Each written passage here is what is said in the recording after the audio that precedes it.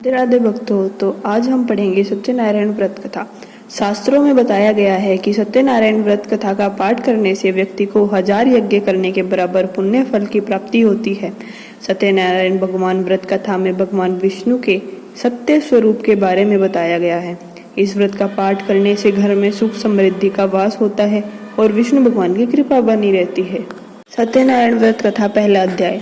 एक समय की बात है, 88,000 ऋषियों ने श्री सूत जी से पूछा, हे प्रभु, इस कलयुग में वेद विद्या रहित मनुष्यों को प्रभु भक्ति किस प्रकार मिल सकती है तथा उनका उद्धार कैसे होगा? हे मुनि श्रेष्ठ, कोई ऐसा तप बताइए जिससे थोड़े समय में ही पुण्य मिले और मनवांछित फल भी मिल जाए। इस प्रकार की कथा सुनने की हम इच्छा रखते हैं। सर्वशास्त्रों के ज्ञाता सूत जी बोले, हे वैष्णवों में पूज्य, आप सभी ने प्राणियों के हित की बात पूछी है, इसलिए मैं एक ऐसे श्रेष्ठ व्रत को आप लोगों को बताऊंगा जिससे नारद जी ने लक्ष्मी नारायण जी से पूछा था और लक्ष्मीपति ने मुनि श्रेष्ठ नारद जी से कहा था। आप सब इसे ध्यान से सुनिए। एक समय की बात है, योगी राज नारद जी दूसरों के हित की इच्छा के लिए अनेकों लोकों में घूमते हुए मृत्यु लोक में आ पहुंचे। यहाँ उन्होंने अनेक योनियों में जन्मे प्राय सभी मनुष्यों को अपने कर्मों में द्वारा अनेकों दुखों से पीड़ित देखा। उनका दुख देख नारद जी सोचने लगे कि कैसे यत्न किया जाए जिससे करने से निश्चित रूप से मानव के दुखों का अंत हो जाए। इसी विचार पर मनन करते हुए वह विष्णु लोक में गए।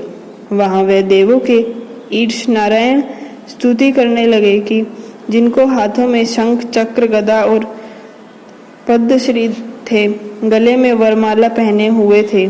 स्तुति करते हुए नारद जी बोले, हे भगवान, आप अत्यंत शक्ति में संपन्न हैं। मन तथा वाणी भी आपको नहीं पा सकती। आपका आदि मध्य तथा अंत नहीं है। निर्गुण स्वरूप सृष्टि के कारण आपका आदि मध्य तथा अंत नहीं है। निर्गुण स्वरूप सृष्टि के कारण भक्तों के दुख को दूर करने वाले हैं। आपको मेरा नमस्कार है। नारद जी की स्तुति सुन विष्णु भगवान बोले, हे मुनि श्रेष्ठ, आपको मन में क्या बात है? आप किस काम के लिए पधारे हैं, उसे निसंकोच कहो। इस पर नारद मुनि बोले कि मृत्यु लोक में अनेक योनियों में जन्मे मनुष्य अपने कर्मों के द्वारा अनेकों दुखों से दुखी हो रहे हैं। हे नाथ, आप मुझ पर दया रखते हैं तो बताएं कि वो मनुष्य थोड़े प्रयास से ही अपने दुखों से कैसे छुटकारा पा सकते हैं। श्री हरि बोले, हे नारद, मनुष्यों की भलाई के लिए तुमने बहुत अच्छी बात पूछी है। जिसके करने से मनुष्य मोह से छूट जाता है, वह बात मैं कहता हूँ, उसे सुनो। स्वर्ग लोक व मृत्यु लोक दोनों में एक दुर्लभ उत्तम व्रत है जो पुण्य देने वाला है। आज प्रेमवश होकर मैं उसे तुमसे कहता हूँ। श्री सत्यनारायण भगवान का यह व्रत अच्छी तरह विधान पूर्वक करके मनुष्य तुरंत ही यहाँ सुख भोग कर मरने पर मोक्ष पाता है। श्री हरि के वचन सुन नारद जी बोले कि उस व्रत का फल क्या है और उसका विधान क्या है? यह व्रत किसने किया था? इस व्रत को किस दिन किया जाना चाहिए? सभी कुछ विस्तार से बताइए। नारद की बात सुनकर श्री हरि बोले, दुख व शोक को दूर करने वाला, यह सभी स्थानों पर विजय दिलाने वाला, मानव को भक्ति व श्रद्धा के साथ शाम को श्री सत्यनारायण की पूजा धर्म प्राण होकर ब्राह्मणों व बंधुओं के साथ करनी चाहिए। भक्ति भाव से ही नवेद केले का फल, घी, दूध और गेहूं का आटा सवाए ले। गेहूं के स्थान पर साठी का आटा, शक्कर तथा गुड़ लेकर वह सभी भक्षण योग्य पदार्थों को मिलाकर भगवान का भोग लगाएं। ब्राह्मणों सहित बंधु बांधवों को भी भोजन कराएं। उसके बाद स्वयं भोजन करें। भजन कीर्तन के साथ भगवान की भक्ति में लीन हो जाएं। इस तरह से सत्यनारायण भगवान का यह व्रत करने पर मनुष्य की सारी इच्छाएं निश्चित रूप से पूर्ण होती है। इस कलिकाल अर्थात कलयुग में मृत्यु लोक में मोक्ष पाने का यही एक सरल उपाय बताया गया है। सत्यनारायण व्रत कथा का पहला अध्याय संपूर्ण। बोलो श्री सत्यनारायण भगवान की जय। श्री सत्यनारायण भगवान व्रत कथा का दूसरा अध्याय। सूत जी बोले, हे ऋषियों, जिसने तुम पहले समय में इस व्रत को किया था, इसका इतिहास कहता हूँ, ध्यान से सुनो। सुंदर कशीपुर नगरी में एक अत्यंत निर्धन ब्राह्मण रहता था। भूख प्यास से परेशान वह धरती पर घूमता रहता था। ब्राह्मणों से प्रेम करने वाले भगवान ने एक दिन ब्राह्मण का वेश धारण कर उसके पास जाकर पूछा, हे विप्र, नित्य दुखी होकर तुम पृथ्वी पर क्यों घूमते हो? दीन ब्राह्मण बोला, मैं निर्धन ब्राह्मण हूँ, भिक्षा के लिए धरती पर घूमता हूँ। हे भगवान, यदि आप इसका कोई उपाय जानते हो तो बताएं। वृद्ध ब्राह्मण कहता है कि सत्यनारायण भगवान मन वांछित फल देने वाले हैं, इसलिए तुम उनका पूजन करो। इसे करने से मनुष्य सभी दुखों से मुक्त हो जाता है।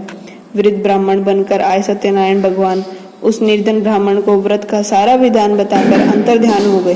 ब्राह्मण मन ही मन सोचने लगा कि जिस व्रत को वृद्ध ब्राह्मण करने को कह गया है, मैं उसे जरूर करूंगा। यह निश्चय करने के बाद उसे रात में नींद नहीं आई। वह सवेरे उठकर सत्यनारायण भगवान के व्रत का निश्चय कर भिक्षा के लिए चला गया। उस दिन निर्धन ब्राह्मण को भिक्षा में बहुत सा धन मिला, जिससे उसने बंधु बांधवों के साथ मिलकर श्री सत्यनारायण भगवान का व्रत संपन्न किया। भगवान सत्यनारायण का व्रत संपन्न करने के बाद वह निर्धन ब्राह्मण सभी दुखों से छूट गया और अनेक प्रकार की संपत्तियों से युक्त हो गया। उसी समय से यह ब्राह्मण हर माह इस व्रत को करने लगा। इस तरह से सत्यनारायण भगवान के व्रत को जो मनुष्य करेगा, वह सभी प्रकार के पापों से छूटकर मोक्ष को प्राप्त होगा।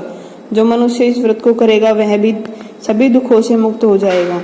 सूत जी बोले कि इस तरह से नारद जी ने श्री नारायण जी का कहा हुआ श्री सत्यनारायण व्रत कथा को मैंने तुमसे कहा। हे विप्रो, मैं अब और क्या कहूँ? ऋषि बोले, हे मुनिवर, संसार में उस विप्र से सुनकर और किस किस ने इस व्रत को किया, हम सब इस बात को सुनना चाहते हैं। इसके लिए हमारे मन में श्रद्धा का भाव है। सूत जी बोले, हे मुनियों, जिस जिसने इस व्रत को किया है वे सब सुनो। इस समय वही विप्र धन व ऐश्वर्य के अनुसार अपने बंधु बांधवों के साथ इस व्रत को करने को तैयार हुआ। उसी समय एक लकड़ी बेचने वाला बूढ़ा आदमी आया और लकड़ियां बाहर रखकर अंदर ब्राह्मण के घर में गया। प्यास से दुखी वह लकड़हारा उनको व्रत करते देख विप्र को नमस्कार कर पूछने लगा कि आप यह क्या कर रहे हैं? और उन्होंने बताया कि व्रत कर रहा हूँ तथा इसके करने से क्या फल मिलता है, कृपया कर मुझे बताएं। वाला यह सत्यनारायण भगवान का व्रत है। इनकी कृपा से ही मेरे घर में धन धान्य आदि की वृद्धि हुई है। विप्र से सत्यनारायण भगवान की व्रत कथा के बारे में जानकर लकड़हारा बहुत प्रसन्न हुआ। चरणामृत लेकर वह प्रसाद खाने के बाद वह अपने घर गया। लकड़हारे ने अपने मन में संकल्प किया कि आज लकड़ी बेचने से जो धन मिलेगा उसी से सत्यनारायण भगवान का उत्तम व्रत करूंगा। मन में इसी विचार से वो बूढ़ा लकड़हारा सिर पर लकड़ियां रख अपने नगर में लकड़ियां बेचने गया। धनी लोगों के वहां चला गया। उस दिन उसको रोजाना से अधिक धन मिला। उस नगरी में अपनी लकड़ियों का दाम पहले से 2-4 गुना अधिक मिलता है। बूढ़ा प्रसन्न होता के साथ दाम लेकर केले, शक्कर, घी, दूध, दही और गेहूं का आटा ले और सत्यनारायण भगवान के व्रत की अन्य सामग्रियां ले अपने घर गया। वहां उसने अपने बंधु बांधवों को बुलाकर विधि विधान से सत्यनारायण भगवान का पूजन और व्रत किया। इस व्रत के प्रभाव से वह बूढ़ा लकड़हारा धन, पुत्र आदि से युक्त होकर संसार के समस्त सुख भोग कर अंत काल में वैकुंठ धाम चला गया। श्री सत्यनारायण व्रत कथा का दूसरा अध्याय संपूर्ण। बोले सत्यनारायण भगवान की जय। श्री सत्यनारायण भगवान की व्रत कथा का तीसरा अध्याय। सूत जी बोले, हे मुनि श्रेष्ठ, अब आगे की कथा कहता हूँ। पहले समय में उल्कामुख नाम का एक बुद्धिमान राजा था। वह सत्यवक्ता और जितेंद्रिय था। प्रतिदिन देव स्थानों पर जाता और निर्धनों को धन देकर अपने कष्ट दूर करता था। अब उसकी पत्नी कमल के समान मुख वाली तथा सती साध्वी वाली थी। भद्रशील नदी के तट पर उन दोनों ने श्री सत्यनारायण भगवान का व्रत किया। उसी समय साधु नाम का एक वैश्य आया। उसके पास व्यापार करने के लिए बहुत सा धन नहीं भी था। राजा को व्रत करते देखकर वह विनय के साथ पूछने लगा, हे राजन, भक्ति भाव से पूर्ण होकर आप यह क्या कर रहे हैं? मैं सुनने की इच्छा रखता हूँ, तो आप मुझे बताएं। राजा बोले, हे साधु, अपने बंधु बांधवों के साथ पुत्रादि की प्राप्ति के लिए एक महाशक्तिमान श्री सत्यनारायण भगवान का व्रत में पूजन कर रहा हूँ। राजा के वचन सुन साधु आदर से बोला, हे राजन, मुझे इस व्रत का सारा विधान कहिए। आपके कथा अनुसार मैं भी इस व्रत को करूंगा। मेरे भी संतान नहीं और इस व्रत को करने से निश्चित रूप से मुझे संतान की प्राप्ति होगी। राजा से व्रत का सारा विधान सुन व्यापार से निवृत्त हो वह अपने घर गया। साधु वैश्य ने अपनी पत्नी को संतान देने वाले इस व्रत का वर्णन कह सुनाया और कहा कि अब जब मेरी संतान होगी तब मैं इस व्रत को करूंगा। साधु ने इस तरह के वचन अपनी पत्नी लीलावती से कहा। एक दिन लीलावती पति के साथ आनंदित हो सांसारिक धर्म में प्रवृत्त होकर सत्यनारायण भगवान की कृपा से गर्भवती हो गई। 10वें महीने में उसके गर्भ से एक सुंदर कन्या ने जन्म लिया। दिनों दिन वह ऐसे बढ़ने लगी जैसे कि शुक्ल पक्ष का चंद्रमा बढ़ता है। माता पिता ने अपनी कन्या का नाम कलावती रखा। एक दिन लीलावती ने मीठे शब्दों से अपने पति को याद दिलाया कि आपने सत्यनारायण भगवान के जिस व्रत को करने का संकल्प किया था उसे करने का समय आ गया है, आप इस व्रत को करिए। साधु बोला कि हे प्रिय, इस व्रत को मैं उसके विवाह पर करूंगा। इस प्रकार अपनी पत्नी को आश्वासन देके वह नगरी को चला गया। कलावती पिता के घर में रह वृद्ध को प्राप्त हो गई। साधु ने एक बार नगर में अपनी कन्या को सखियों के साथ देखा तो तुरंत ही दूत को बुलाया और कहा कि मेरी कन्या के योग्य वर देखकर आओ। साधु की बात सुनकर दूत कंचन नगर में पहुंचा और वहां देखभाल कर लड़की के सुयोग्य वाणिक पुत्र को ले आया। सुयोग्य लड़के को देख साधु ने बंधु बांधवों को बुलाकर अपनी पुत्री का विवाह कर दिया। लेकिन दुर्भाग्य की बात यह है कि साधु ने अभी भी श्री सत्यनारायण भगवान का व्रत नहीं किया। इस पर श्री भगवान क्रोधित हो गए और श्राप दिया कि साधु को अत्यधिक दुख मिले। अपने कार्य में कुशल साधु बनिया जमाई को लेकर समुद्र के पास स्थित होकर रत्नसारपुर नगर में गया। वहां जाकर दामाद ससुर दोनों मिलकर चंद्रकेतु राजा के नगर में व्यापार करने लगे। एक दिन भगवान सत्यनारायण की माया से एक चोर राजा का धन चुराकर भाग रहा था। उसने राजा के सिपाहियों को अपना पीछा करते देखा। चुराया हुआ धन वहां रख दिया जहां साधु अपने जमाई के साथ ठहरा हुआ था। राजा के सिपाहियों ने साधु वैश्य के पास राजा का धन पड़ा देखा तो वह ससुर जमाई दोनों को बांधकर प्रसन्नता से राजा के पास ले गए और कहा कि उन दोनों चोरों को हम पकड़ लाए, आप आगे की कार्यवाही की आज्ञा दे। राजा की आज्ञा से उन दोनों को कठिन कारावास में डाल दिया गया और उनका सारा धन भी उनसे छीन लिया। श्री सत्यनारायण भगवान से श्राप से साधु की पत्नी भी बहुत दुखी हुई। घर में जो धन रखा था उसे चोर चुरा ले गए। शारीरिक तथा मानसिक पीड़ा में भूख प्यास से अति दुख हो अन्न की चिंता में कलावती के ब्राह्मण के घर गई। वहां उसने श्री सत्यनारायण भगवान का व्रत होकर देखा। फिर कथा भी सुनी। वह प्रसाद ग्रहण कर वह रात को घर वापस आई। माता के कलावती से पूछा कि हे पुत्री, तुम अब तक कहाँ थी? मैंने मन से कहा, तेरे मन में क्या है? कलावती ने अपनी माता से कहा, हे माता, मैंने एक ब्राह्मण के घर में श्री सत्यनारायण भगवान का व्रत देखा है।